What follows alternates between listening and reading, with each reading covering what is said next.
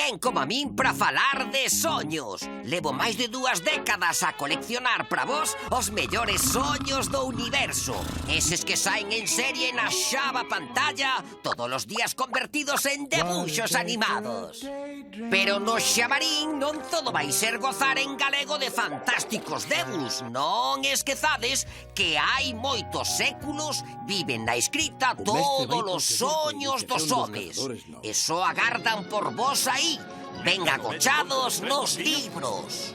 Por iso hoxe quero abrir convosco outro libro e fago grazas á cortesía da editorial Galaxia, cunha obra acabadiña de saír do prelo na colección Árbore, deseñada por Fausto Isorna. É unha novela recomendada para lectores a partir dos 10 anos. O meu pesadelo favorito, que asina María Solar. Unha escritora compostelá por riba se licenciou en bioloxía, que é ademais xornalista e presentadora na TVG. María, boa compañeira nos platos da tele, no micro da Radio Galega e das miñas mellores amigas. Velaí a tedes ao volante antes de sair pitando a fume de carozo polo corredor de San Marcos a pasar outra ITV no tronco móvil dos Picavedra. E non vos extrañe, porque moitas veces compartimos o mesmo público. Sí, moito lle presta a ela escribir para rapaces e mozos.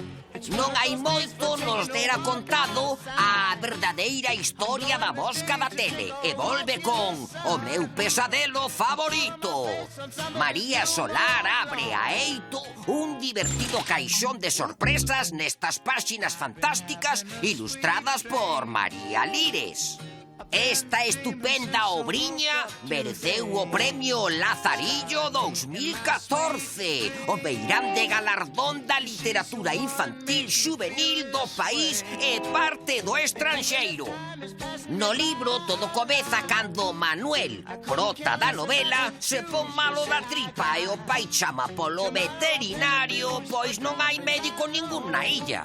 Entón, entra en xogo o máis especial xarope da febre do mundo mundial. Coñecerede lo incrible laboratorio do doutor Ensaio.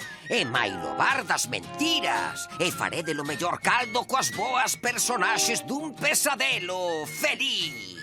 Nela aparecen unha repartidora de bicos, o vendedor de olores de recordos, un alienígena explorador polos subidoiros que se chama ZZC5, animais fantásticos como o hipodrilo e Milo Dinorrinco.